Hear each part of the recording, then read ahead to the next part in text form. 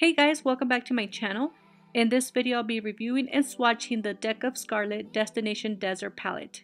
This is a palette from Deck of Scarlet, and for those that don't know, it's a subscription for $29.95 a month, and you'll either get a face palette or a makeup set that is valued at $66 to $124.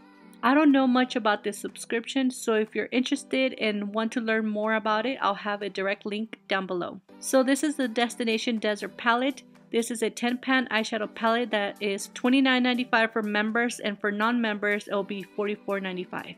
The packaging of this palette is a cardboard palette with a magnetic closure, and it does include a good quality mirror. Out of the 10 eyeshadows, 5 are shimmers and 5 are mattes. The top row are the mattes and the bottom are all the shimmers. For the mattes, these were soft and pigmented. I didn't come across any issues with them. I did have some kick up and fallout when I was blending them out with the brush.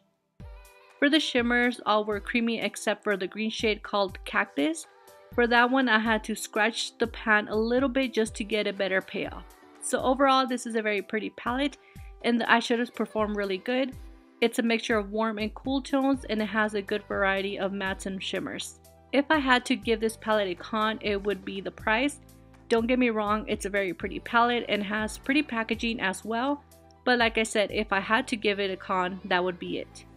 So I hope this video was helpful. Let me know what you guys think about this palette. Don't forget to give me a like and subscribe if you haven't, and I'll see you guys very soon on my next video. Thank you guys so much for watching.